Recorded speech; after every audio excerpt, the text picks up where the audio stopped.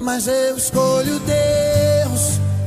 Eu escolho ser amigo de Deus. Eu escolho Cristo todo dia. Já morri pra minha vida e agora eu vivo a vida de Deus. A paz do Senhor, irmãos. Mais uma vez nós estamos aqui no Rio de Janeiro, Igreja Cristã Antioquia, no bairro de Copacabana, e nós daremos início então ao nosso estudo sobre os dons ministeriais, amém? Nós iniciávamos, fazer uma pequena revisão da aula anterior. Nós falamos dos dons espirituais que o Senhor concede à igreja, que são ministérios, são presentes, são dádivas do Senhor, para que a igreja então esteja capacitada para fazer a obra do Senhor Jesus aqui na terra. Então são dons que o Espírito Santo concede à igreja, e eles estão listados lá em 1 Coríntios capítulo 12, e nós temos estudado ao longo das semanas esses 9 dons espirituais.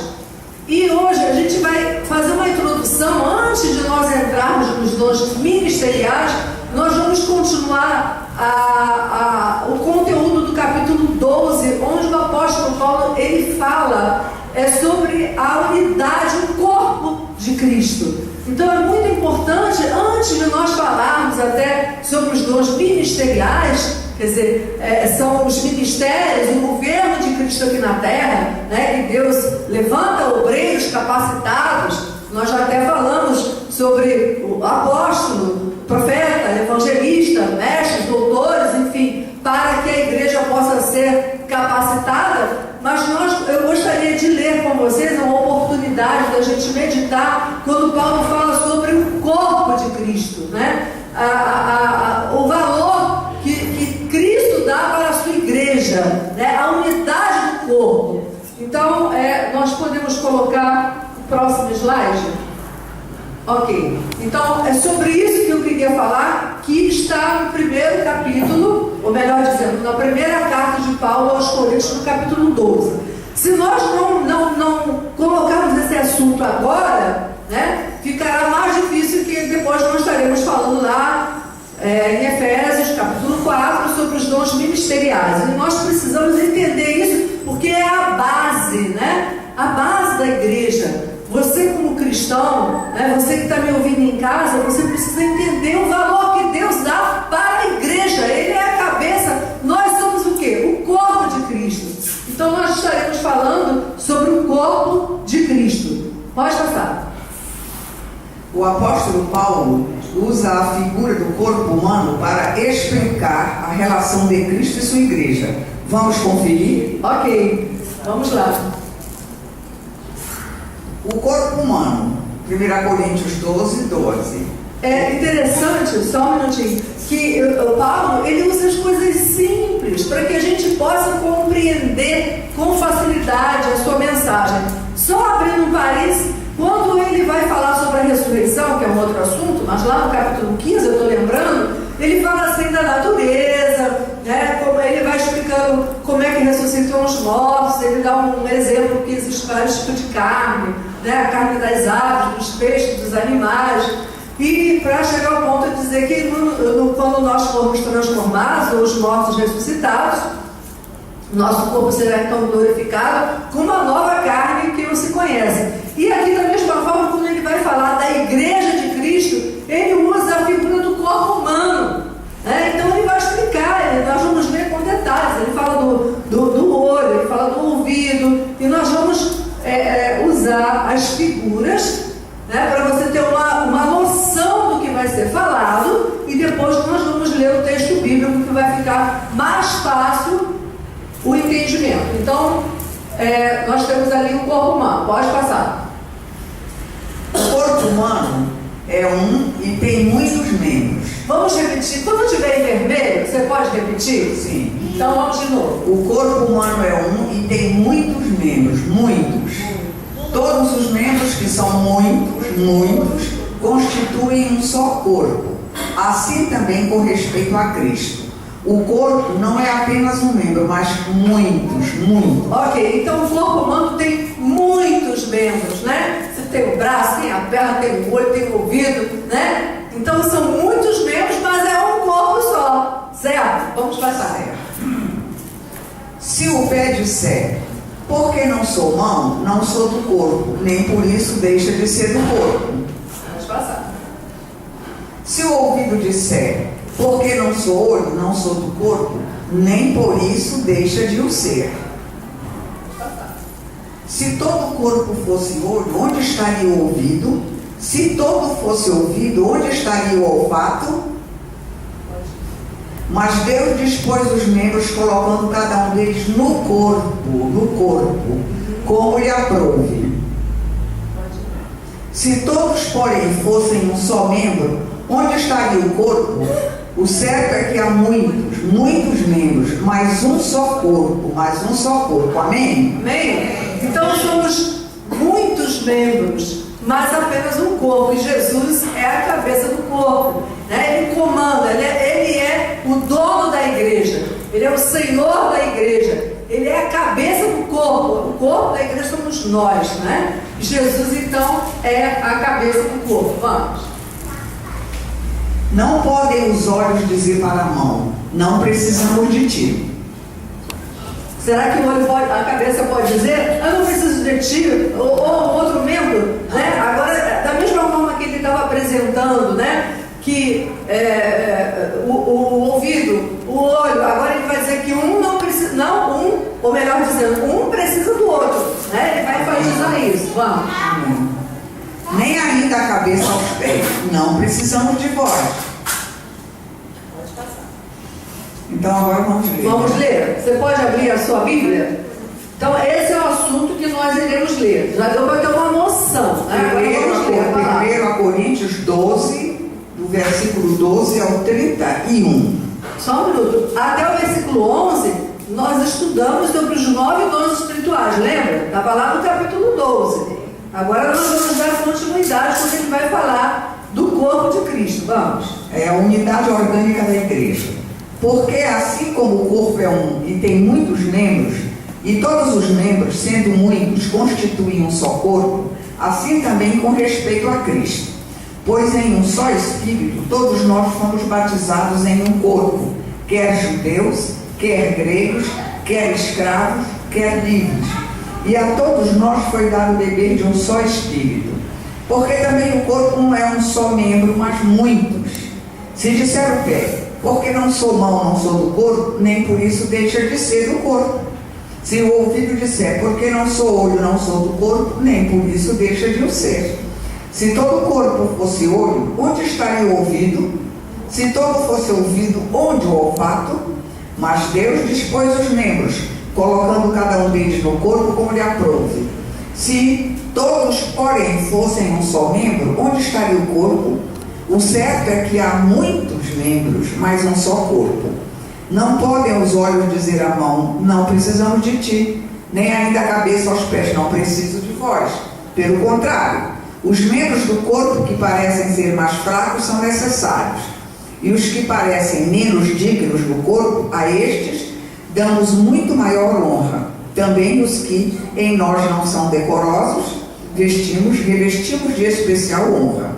Mas os nossos membros nobres não têm necessidade disso. Contudo, Deus coordenou o corpo, concedendo muito mais honra àquilo que menos tinha, para que não haja divisão no corpo. Pelo contrário, cooperem os membros com igual cuidado, em favor uns dos outros. De maneira que, se um membro sofre, todos sofrem com ele. E se um deles é honrado, com ele todos se regozijam. Ora, vós sois corpo de Cristo e, individualmente, membros desse corpo.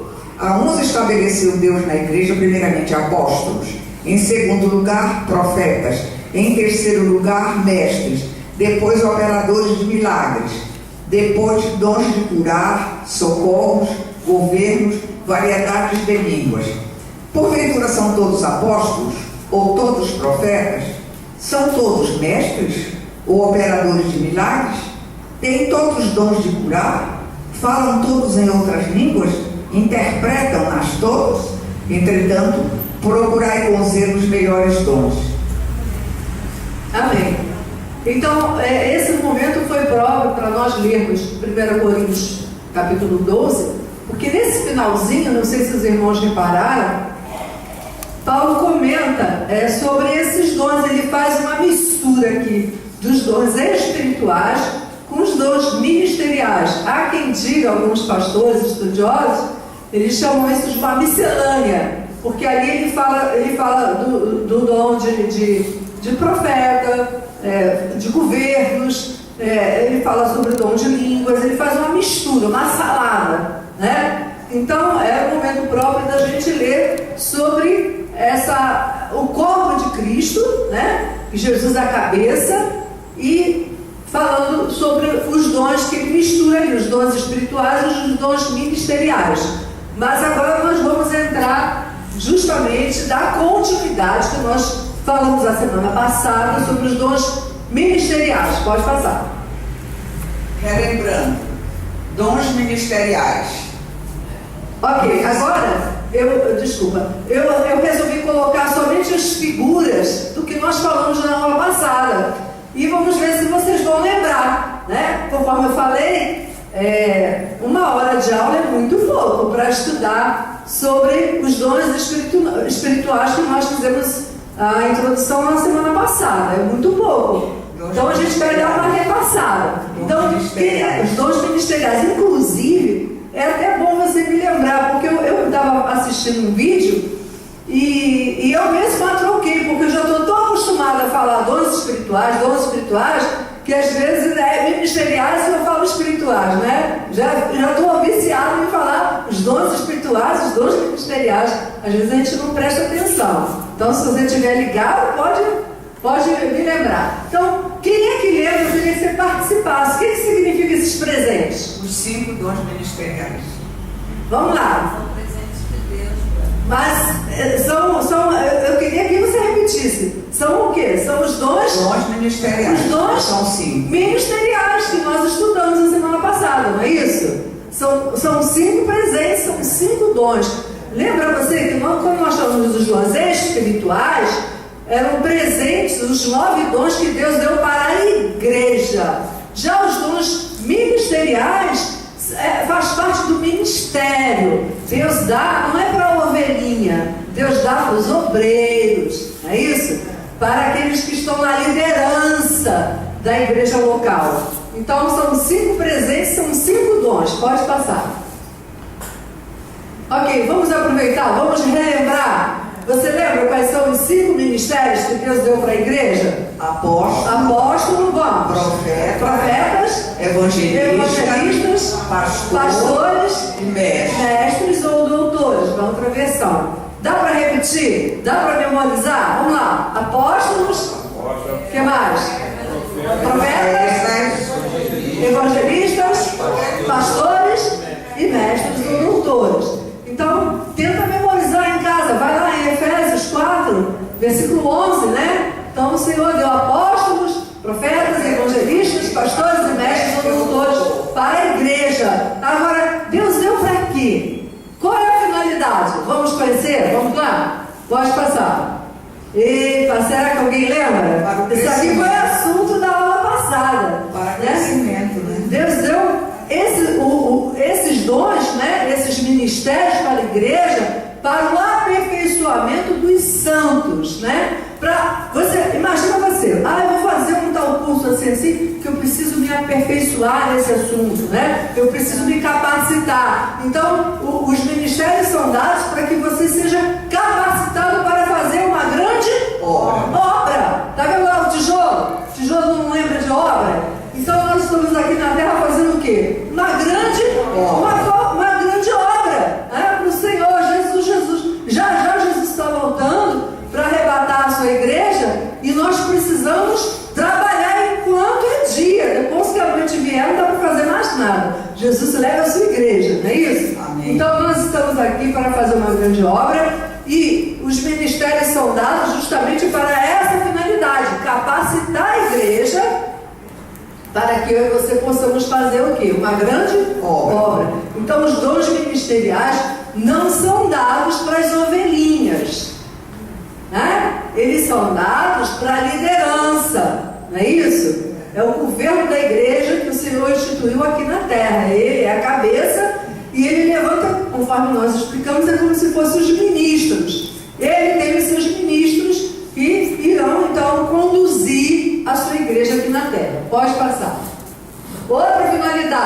cabeça. Então, aqui fala da edificação do corpo de Cristo, né? Jesus é a cabeça, nós acabamos de ler, né? Da pouco. Então, para edificar a igreja, para que a igreja tenha, vamos passar o próximo. Máquina com defeito.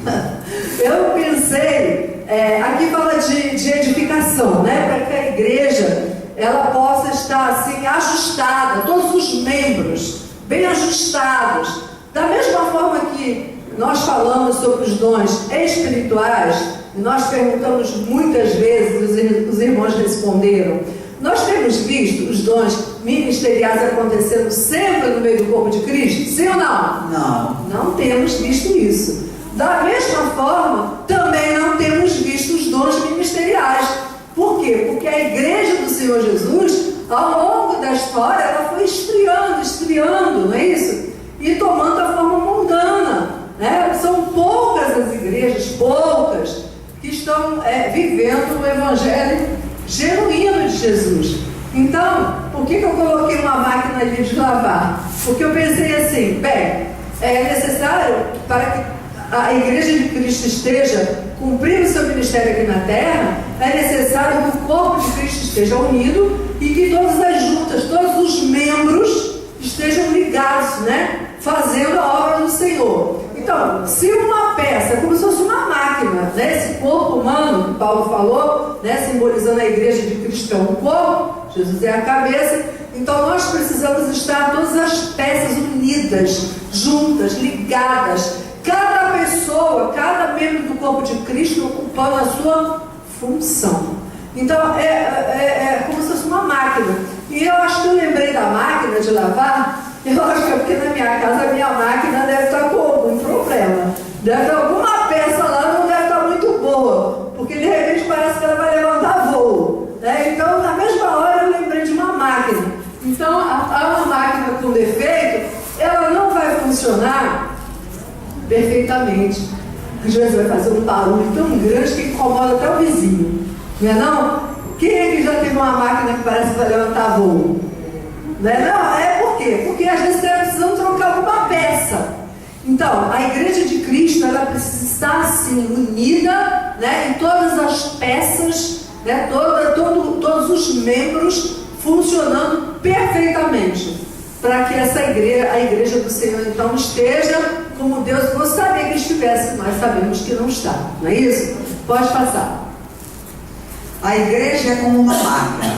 Ela só funciona quando todas as suas peças estão ajustadas, cada qual no seu lugar, uma completando a outra. É isso aí, uma completando a outra. Então assim é a igreja de Cristo. Aleluia. Eu preciso de você, né? Você tem um dom que eu não tenho. Então nós precisamos estar juntos. A igreja não, né? Conforme nós lemos, Deus não quer a sua igreja dividida. E nós vemos que hoje a igreja está dividida. Nós estamos vivendo assim o último momento da igreja, o final da dispensação da graça. Já Jesus vem buscar o seu povo, arrebatar a sua igreja. Mas antes disso, cremos também, de acordo com Efésios 5:27, que o Senhor vem buscar uma igreja que estará adornada. Então o Senhor também está despertando o seu povo, está vivificando. O povo vai estar buscando ao Senhor, e quando Deus age, não há impedimento. Ele pode fluir o Espírito Santo dele, soprar por onde ele quiser, e levantar um povo e preparar esse povo, e vamos embora. Glória a Deus. Amém? Então vamos lá, pode passar. Unidade em Cristo. Então nós estamos falando das finalidades. Para que Deus dá esses ministérios? Para que os líderes, né, no caso, apóstolos, né, profetas, pastores, evangelistas, né, eles preparem a igreja, edifiquem a igreja, né, e também que traga unidade no meio do corpo de Cristo, unidade da fé. Nós precisamos, a igreja de Jesus precisa crer, como diz a palavra, como está aqui escrito na palavra. O que nós temos visto justamente o contrário. Se você entra na internet, você vê tanta besteira, tanta gente falando qualquer coisa contrária à palavra do Senhor, né, que dá até tristeza. É melhor que você nem ouça. Se você não tem muito conhecimento da palavra de Deus, fique só no estudo bíblico, fique só lendo a palavra de Deus, porque senão você vai acabar até desviando da fé, de tanta besteira que a gente vê, tanta interpretação errada. Então, o ideal, Deus dá esses ministérios, né, se existissem hoje, para que a igreja tivesse uma unidade também na fé. Né? A igreja de Cristo crê assim: Jesus morreu, Jesus é Deus, Jesus ressuscitou, né? Batiza com o Espírito Santo hoje, que ele vai voltar para buscar o seu povo, que existe um novo céu, uma nova terra, né? Então são doutrinas bíblicas que nós cremos que todo o corpo de Cristo deveria crer, né? Da mesma forma, mas não é assim que a gente vê, né? Mas vai chegar o tempo de Deus que ele vai fazer tudo isso rapidamente para, então, arrebatar a sua igreja. Mas não pense, por outro lado, bem, se ele tem que fazer tudo isso, significa que ele não vem agora. Não é assim. Jesus pode fazer e ele faz rápido, né? E leva o seu povo, e quem acha que vai demorar e não toma conta da salvação, acaba que vai ficar por aí, né? Como disse lá em Hebreus, como escaparemos nós se negligenciarmos tão grande salvação, né? Então nós estamos vivendo um momento que não é hora de ficar morno, tem que ser quente, né? Amar as coisas do Senhor, buscar com zelo os dons, né? Para que eu e você possamos estar adornados, a igreja, a noiva de Cristo, né? Embelezada para o encontro com o Senhor Jesus nos ares. Então esse estudo sobre os dons espirituais, os dons ministeriais, são extremamente importantes, porque enquanto a gente está ensinando, a gente está evangelizando também, né? E despertando a igreja para o arrebatamento. Já vai chegar, vamos lá. Você quer crescer com saúde? Quem lembra? Por que nós colocamos essa figura da aula passada? Eu só estou colocando as figuras, não é isso? Para lembrar, quem lembra? Para crescer com graça e conhecimento. Então, tá a figura lá de um bebê, fala de crescimento. Então, o cristão, ele não pode simplesmente, eu já estou salvo, já garanti minha salvação. Não, nós temos que crescer, né? Na graça e no conhecimento do nosso Senhor Salvador Jesus Cristo. Amém. Pode passar. Quem lembra dessa figura? Tá tudo lá. Você podia até abrir a sua Bíblia aí, que você ia colando. Tá lá, capítulo 4 de Efésios, deve estar lá no versículo 15, 13, 14, 15. Aí você já ia colando, você ia ver a figura e ia colando, né? Isso aqui nada mais é do que o Efésios capítulo 4, versículo 11, que diz que ele deu dons aos homens, fala do aperfeiçoamento, né? Fala da edificação, fala da unidade da fé. Depois fala que nós temos que ter o pleno conhecimento do Filho de Deus.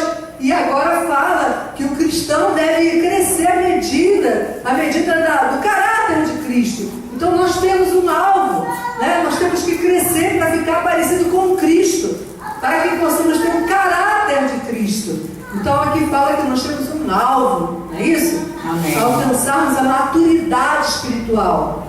Pode passar. Ok, quem lembra disso? Ninguém lembra? Então o que está escrito lá em Efésios 4? Veja aí qual é o versículo, pastor.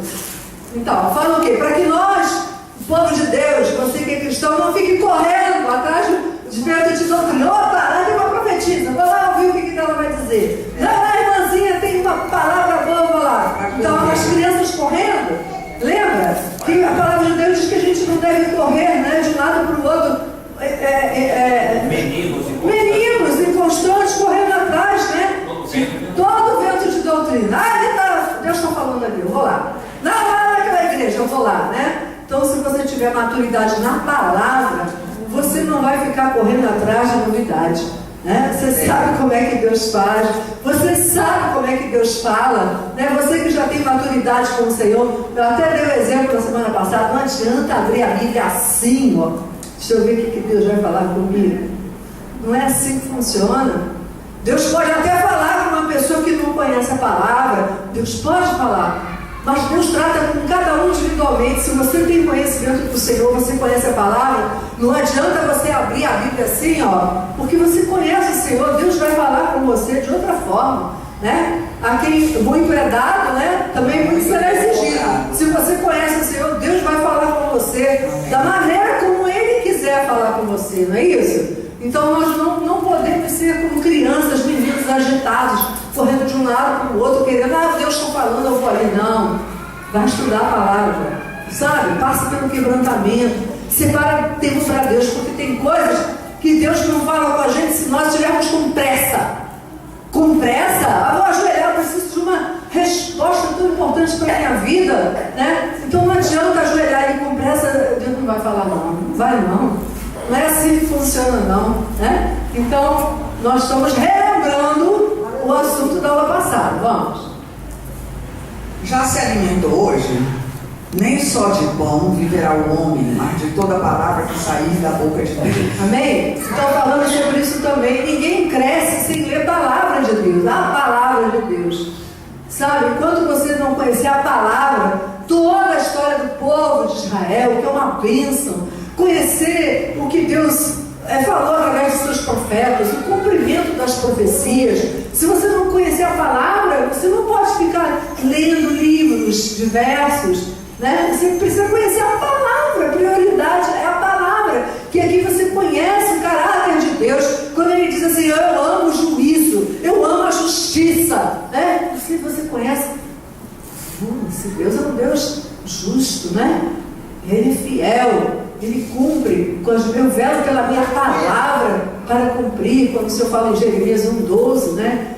E quando Ele fala em Isaías, agindo eu, quem impedirá? Então a sua confiança nesse Deus, ela cresce quando você conhece a sua palavra, não é isso? Então vamos. Sim. O corpo de Cristo comparado aos 5 sentidos do corpo humano. Ok, nós vamos comparar mais uma vez que a igreja de Jesus, né, que é o corpo de Cristo, ele é a cabeça. Então nós vamos comparar isso com os 5 sentidos do corpo humano. Você pode ler para mim, Carlos? Você quer que leia lá? Sim, eu quero lá os quadradinhos. Os quadradinhos. Sentido de olfato, sentido de paladar, sentido de audição, sentido de visão, sentido de tato. Os 5 sentidos. Ok, eu acho que os adolescentes estariam mais prontos para dar essa aula, né? Não, eles estão estudando sobre isso, né? Os 5 sentidos. Imagina, nós temos 5. Já vamos dar um exemplo ali. Se você perde um dos sentidos, o seu corpo vai sofrer, não vai? Vai sofrer. Então vamos ver o exemplo? Pode passar. O corpo humano tem 5 sentidos. Para ele funcionar bem, esses 5 sentidos deverão estar funcionando corretamente. Então ele tem 5 sentidos para que o corpo possa funcionar bem, né? Então Deus faz tudo perfeito. E nós precisamos dos 5 para que tudo esteja assim funcionando muito bem. Pode passar. Haverá prejuízo para o corpo se o olho ficar cego. Haverá prejuízo para o corpo mesmo que a pessoa tenha a audição mais apurada. Só uma pausa. Imagina um corpo que tem todos os sentidos funcionando. Aí você perde a visão, né? Com certeza você vai ficar prejudicado. E muito, né? E muito.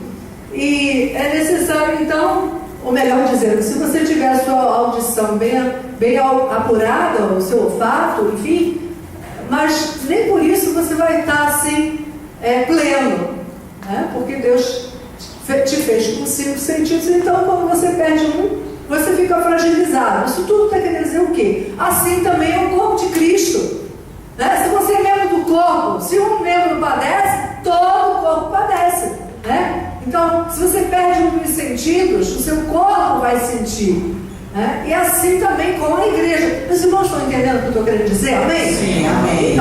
Então você que considera, você pode pensar, mas eu sou tão fraco, eu sou tão pequenininho, não importa, você faz parte do corpo de Cristo. Se é que você está em comunhão com o Senhor, se é que você já foi lavado no sangue de Jesus, já foi perdoado, já tem os seus pecados cancelados, já tem o seu nome escrito no livro da vida, aí sim você faz parte do corpo de Cristo. Então não pense que você é coisa pequena, né? Você precisa ter essa revelação de o quanto você é importante no corpo de Cristo, né? Nós não podemos abrir mão, Jesus não abre mão de ninguém, nem de você que está me ouvindo pela internet. A sua vida é preciosa. Você pode até não ser para o seu pai, para a sua mãe, para a sua mulher, para o seu marido, mas para Deus você é, a sua vida é preciosa. E se você nasceu e está vivo, é porque Deus tem propósito na tua vida. Amém? Amém. Então vamos lá, pode ler embaixo. E se esse ouvido ficar surdo, prejudicará ainda mais. É verdade. Irmãos, vocês lembram quando nós falávamos, estudávamos sobre os dons espirituais, que com os sinais, né, com o poder que os apóstolos, que os discípulos de Jesus receberam, eles saíram pregando o evangelho e a igreja ia crescendo. Lembra a setinha lá para cima? Ia crescendo. Agora a setinha, ó, está lá para baixo. Por quê? Porque se um membro do corpo padece, né, há prejuízo sim.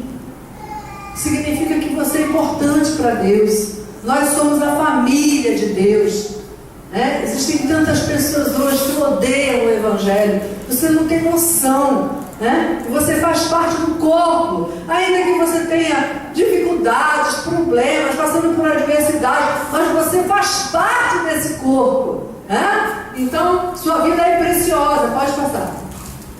Assim também é a igreja, o corpo de Cristo na terra. A igreja precisa de 5 ministérios para funcionar corretamente. Se um desses ministérios não estiver ativo na igreja, ela sofrerá por causa disso. Ok, então nós voltamos a falar dos ministérios que o Senhor concede para a liderança, né, para aqueles que estão administrando a igreja local. Quantos são os ministérios? 5. Quais são? Apóstolos, profetas, evangelistas, pastores e mestres ou doutores. Então são 5 que Deus dá para a igreja, para aperfeiçoar a igreja, para edificar a igreja, para trazer unidade à igreja, para que a igreja tenha o pleno conhecimento do Filho de Deus, para que a igreja não fique correndo de um lado para o outro, né? O que está falando aqui? O que Deus está falando ali? Não, né? Então é para isso que o Senhor dá os ministérios para a igreja. A gente tem visto isso hoje? Não. Infelizmente não, né? Mas a partir desse conhecimento, né, quem sabe o Senhor vai te dar um ministério, né? E também sobre os dons espirituais, que a gente não pode esquecer. Nós temos que buscar a salvação. O Senhor nos concede, é algo imediato. Cremos em Jesus, temos o nosso passado apagado, o Senhor nos faz uma nova criatura, andamos em novidade de vida. Mas quanto aos dons, nós precisamos buscar. Precisamos o quê? Buscar. E isso precisa que eu e você gastemos tempo, né? Para buscar. Eu tenho que parar tudo, essa correria louca da vida. Não, agora é meu tempo com Deus. Eu vou priorizar. Eu sei que está escrito na palavra. Eu já aprendi que existe. Eu já aprendi que Deus quer dar isso para a igreja. O Senhor capacita a igreja. A igreja precisa ir avante, cumprir o seu ministério aqui na terra. É a obrigação da igreja. Eu preciso me capacitar. São as ferramentas que o Senhor concede à igreja. Eu preciso tomar posse. Eu preciso manusear a Bíblia. Eu preciso aprender a usar as ferramentas. Eu preciso ter contato com o Espírito Santo. Eu preciso gastar tempo com o Espírito Santo. Eu preciso fazer a obra do Senhor. Amém? Amém. Glória a Deus. Vamos caminhar. Por isso Jesus concedeu o ministério à igreja. Amém. Mais uma vez, vocês vão ler todos juntos? Apóstolo, profeta, 3, evangelista, 4, pastor, mestre ou doutor. Amém. Glória a Deus. Vamos lá. Quem sabe hoje Deus pode te dar aí? Te dar um ministério. O irmão hoje não está aqui. Não falta nunca o Davi. Mas teve um dia desse aí que o Senhor falou. Depois ele nunca faltou. Hoje ele faltou. O Senhor vai te dar um ministério. Falou para ele.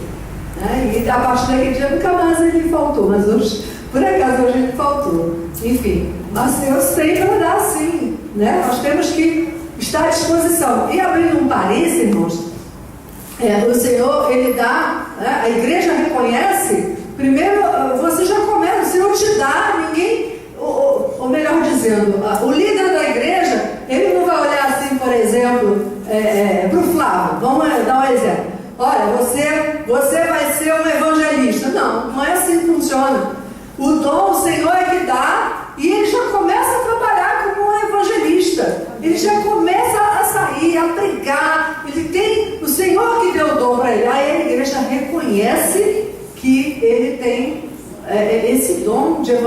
evangelista, e aí então ele é consagrado evangelista, né? É o Senhor que dá o dom e a igreja reconhece então e consagra. Vamos. Relembrando. Vamos relembrar o quê? Pode passar. Os 12 apóstolos. Isso, nós falamos sobre isso a aula passada, né? Então, irmãos, eu fico assim muito triste, porque eu gostaria de fazer um trabalho assim melhor, mas é muita coisa para 1 hora só de aula. Aí você fica frustrado, porque você não pode nem falar muito, porque o tempo acaba. Nós falamos dos discípulos de Jesus, né? Vamos mais um pouquinho. Simão Pedro. Não, pode passar. Isso aí nós já falamos. Primeiro dom ministerial, apostolado. O dom do apostolado foi concedido por Deus à igreja com o propósito de expandir o evangelho de Cristo. Isso, então o apostolado tem esse propósito, né? Ele sai, né, para abrir igrejas, levar o evangelho onde ainda não foi alcançado. Vamos. Existem 2 tipos de ministério apostólico.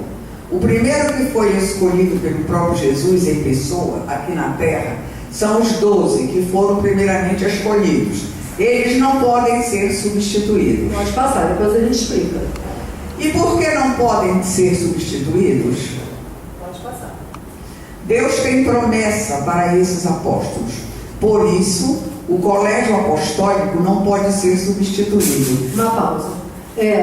Vamos comentar para a gente entender, né? Vamos chamar assim, o colégio apostólico são aqueles 12 que Jesus escolheu. E eles não podem ser substituídos, porque tem promessas que o Senhor fez exclusivamente para esses 12. Né? Nós vamos ver que depois que Judas se suicidou, né? Nós já falamos isso em outras aulas, Matias então ocupou o lugar de Judas, e para esses 12 o Senhor tem promessas. Não quer dizer que não exista mais apóstolo. Existe, mas não é moldado desta forma, porque para esses 12 o Senhor tem essas promessas que nós vamos ler agora. Pode passar. Que promessa é essa?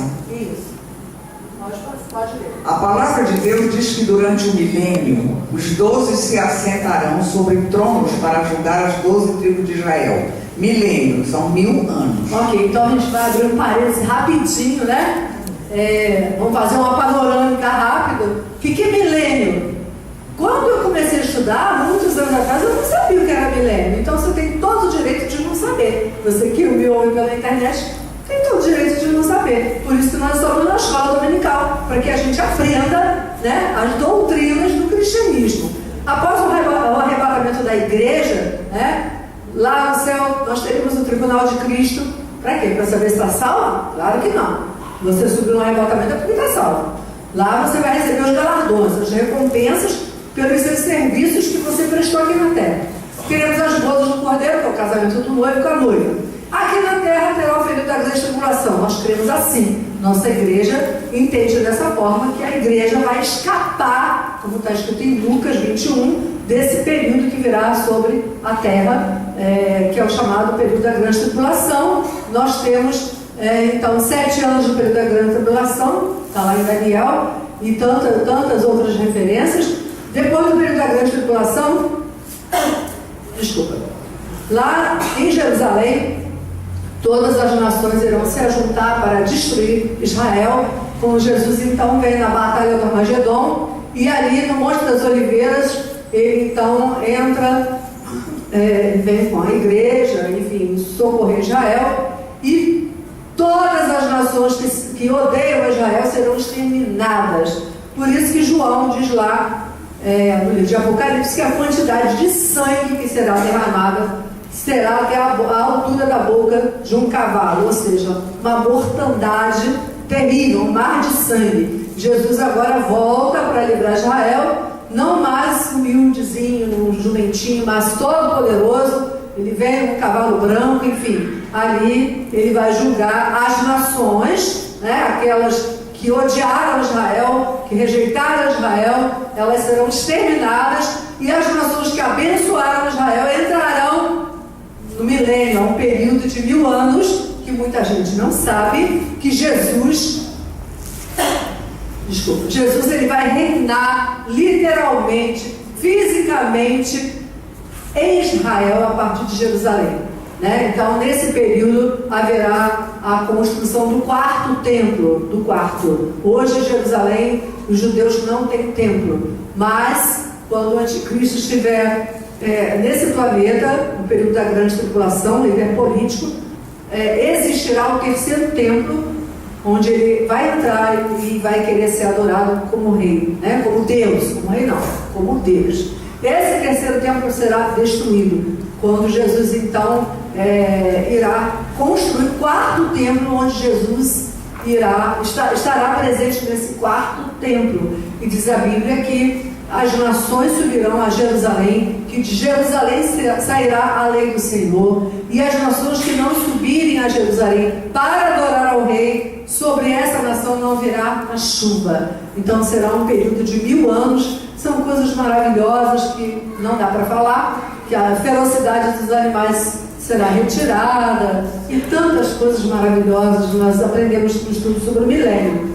Então, é nesse período de tempo, nesse tempo aqui, chamado milênio, que você pode ler de novo, Lésio, por favor? A palavra de Deus diz que durante o milênio, os 12 se assentarão sobre tronos para julgar as 12 tribos de Israel. Isso. Milênio são 1000 anos. Isso. Então, os 12 apóstolos do Cordeiro, no milênio, sentarão em 12 tronos, e eles irão então julgar as 12 tribos de Israel. Por isso que eles não podem ser substituídos. Pode passar. Jesus lhes respondeu: em verdade vos digo que vós, os que me seguistes, quando, na regeneração, o Filho do Homem se assentará no trono da sua glória, também vos assentareis nos 12 tronos para julgar as 12 tribos de Israel. Ok, então esse é o versículo que corresponde ao que eu falei, né? Então Jesus disse, na regeneração é o período que se refere ao milênio. Então, os 12 discípulos então julgarão as 12 tribos de Israel. Pode passar. Tem mais? Mais. O apóstolo João diz em Apocalipse que haverá apenas 12 apóstolos do Cordeiro na descrição da Nova Jerusalém. Ok. Então, antes de você ler, né, eu queria te incentivar a pensar nas coisas do alto, a pensar no céu. Tem muito cristão hoje que já está tão ocupado com as coisas terrenas que nem pensa mais no céu. Tem crente que tem até vergonha de falar do céu. É como se fosse uma utopia, como fosse alguma coisa que não estivesse escrito aqui, ó, na palavra do Senhor. Então essa é a nossa esperança, né? Nós não vamos ficar aqui não. Paulo disse lá em Filipenses 3:20, a nossa pátria está onde? No céu. Nos céus, de onde aguardamos o Senhor Salvador, o Senhor Jesus Cristo, que transformará o nosso corpo abatido, né? Para termos um corpo semelhante ao corpo de Jesus. Então lá no céu também haverá 12 fundamentos, que é justamente dos apóstolos do Cordeiro. Podemos ler? Pode ler, pode passar. Está escrito, Vejamos, a muralha da cidade tinha 12 fundamentos, e estavam sobre estes 12 nomes dos 12 apóstolos do Cordeiro. Amém. E tem muita gente que não acredita que as ruas do céu, as ruas serão de ouro. Ah, como seria bom se todo mundo cresce nisso, né? Eu creio nisso. As ruas são de ouro, né? Os 12 apóstolos estão lá, né? Fundamento da igreja. Pode ir. Jesus é o fundamento da igreja. Igreja. Ok, não precisa ler tudo não. Só quero mostrar aqui que Jesus, né? Isso, ele é a base, né? O fundamento da igreja é Cristo. Olha que maravilha. Nós não temos outro ídolo, nós não temos outro líder, né? Nosso Deus chama-se Cristo. Ele é a base da igreja, ele é o fundamento da igreja. E as colunas, né, são os apóstolos. Por isso eles não podem ser substituídos. Pode passar. Não quer que leia, não? Pode ler. Pode. Colunas. Tiago, Cefas e João, que eram considerados como as células, as colunas. Está em Gálatas 2:9. Agora embaixo. Porque ninguém pode pôr outro fundamento além do que já está posto, o qual é Jesus Cristo. Fundamento significa base, alicerce, fundação. Amém. O alicerce, a base da igreja é Cristo, né? Meu alvo é Cristo, é Cristo, é Cristo, é né? Se nós tivermos isso dentro de nós, nada vai nos afetar, não vai abalar. Podemos passar. Amado irmão, você tem guardado essa esperança do céu no seu coração? Vejamos o que diz João em 1 João 3, 2 e 3. Só uma pausa, enquanto você procura, porque a hora voa, né? Já eu tenho que parar. Então é uma reflexão, né? Você tem realmente pensado, tem guardado essa esperança no coração? Ou a vida tem feito você correr como aquele que não conhece a Deus, corre tanto, né? Há tanta coisa para fazer que não sobra tempo nem de pensar, como disse o apóstolo Paulo, nas coisas que são do alto. Não apenas pensar, mas buscar. Nós precisamos sim estar sempre fazendo essa reflexão. Será que eu estou vivendo da maneira que Deus quer? Será que eu estou praticando a palavra do Senhor? Será que eu estou praticando a justiça? Será que eu estou me preocupando com aquela pessoa que está do meu lado e que não conhece Jesus? Deus tem colocado assim nas minhas mãos e eu não tenho falado desse evangelho que salva, que purifica, né? É o evangelho de Jesus. Será que eu tenho vivido como ímpio ou eu tenho vivido como Deus quer? Será que eu tenho essa esperança está queimando no meu coração? Né? Então nós vamos ler a primeira carta de João. Antes do Apocalipse, são 3 cartinhas de João. A primeira carta, no capítulo 3. Em 1 João 3, 2 e 3 está escrito o seguinte: Amados, agora somos filhos de Deus, e ainda não se manifestou o que haveremos de ser. Só uma pausa, para a gente prestar atenção no que está lendo. Porque senão a gente acaba de ler assim, o que você leu mesmo, hein? Não lembro. Então, amados, agora somos filhos de Deus. Por que não era? Não, claro que não. Todos são criaturas de Deus. O que diz lá em João? Eu vou picotar esse pedacinho que é importante.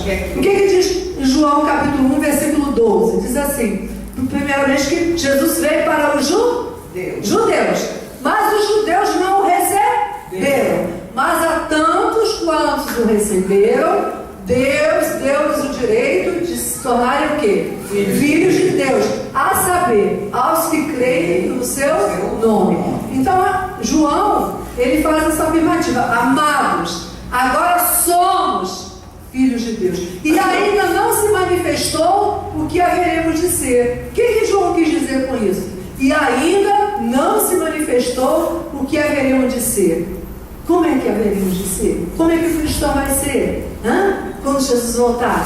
Ele vai ser o quê? Ele vai ter um corpo glorioso, igual ao corpo de Jesus, revestido de imortalidade, revestido de incorruptibilidade. Então ele diz: ainda não se manifestou o que haveremos de ser, mas quando ele se manifestar, haveremos de ver como ele é. Então, quando Jesus se manifestar, quando os céus se abrirem e ele voltar, né? Primeiro os mortos vão ressuscitar primeiro, depois nós, os vivos, os que ficarmos. Se ele voltar hoje, eu e você não vamos provar a morte, né? Nós estamos aqui. Então, o nosso corpo vai passar por uma transformação. Nós seremos arrebatados e o encontro será com o Senhor Jesus nos ares. Então, voltando aqui para a gente não esquecer, diz assim: amados, agora somos filhos de Deus, porque não éramos, mas aceitamos a Cristo, presente de Deus na salvação, né? E ainda não se manifestou o que haveremos de ser. Sabemos que quando ele se manifestar, haveremos de vê-lo como ele é. E ele termina dizendo: e a si mesmo se purifica quem tem essa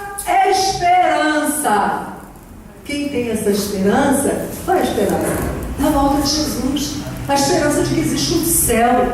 A esperança de que existe um Deus justo, glorioso, que domina sobre o reino dos homens, que é todo poderoso, que tem controle da minha vida, da tua também. Você que está me ouvindo pela internet, existe um Deus que te ama, né? E que tem domínio sobre a sua vida, e tem a última palavra na sua vida. Então é esse Deus, quando Jesus voltar, então sim, haveremos de vê-lo como ele é, todo poderoso, glorioso, né? E assim estaremos para sempre com ele. Então diz assim, terminando o texto diz: e assim se purifica quem tem essa esperança. Quem não tem essa esperança não se purifica, não. Não, o que diz lá em Apocalipse? Aquele que é santo, santifique-se mais ainda. Quem é puro, se purifica mais ainda. Então, se purifica todo aquele que tem essa esperança. Se purifica. E se eu me purifico, o Senhor enche o meu coração dessa esperança. Não é isso? Pode ler agora, por favor, Liette. Amados, Agora somos filhos de Deus e ainda não se manifestou o que haveremos de ser. Sabemos que, quando Ele se manifestar, seremos semelhantes a Ele, porque haveremos de vê-lo como Ele é. E assim mesmo se purifica todo o que nele tem essa esperança, assim como Ele é puro. Amém. Glória a Deus. O nosso tempo acabou. Hoje é dia de eleição, a gente tem que ficar no horário. Se você deseja se purificar, pensar, né, aquecer o seu coração com essa esperança, eu queria que você ficasse de pé. Nós vamos orar. Pode falar, irmão. Pode falar. Uma pergunta? Pode, só um minutinho, deixa o irmão falar. Sobre a união do povo de Deus. Sim. Ótimo, está tudo bem. E por que os líderes não se unem? Porque a liderança, a própria liderança, ela tem prevaricado. No Velho Testamento, a própria liderança, os sacerdotes eram corruptos, estavam longe, e mais, ainda vou dizer mais, ensinavam o povo a pecar, a errar o caminho. Então não mudou, não. Só a raia líder que deve ser líder não. Porque, claro, irmãos, sempre tem gente sincera, você que está me ouvindo em casa, seja onde for, tem pastores íntegros, claro que tem. Sempre tem um remanescente, pessoas que estão fazendo melhor para Deus, mas a gente sabe que a grande maioria não está, né? Mas vamos entregar o réu do juiz àquele que julga com justiça, amém? Vamos ficar de pé, agora você não vai conversar agora, vamos orar. Peça ao Senhor, Senhor, eu quero ter essa esperança queimando no meu coração, da volta de Jesus. Eu quero me consagrar para o Senhor. Senhor, eu quero receber esses dons espirituais. Eu não quero esquecer dessas coisas.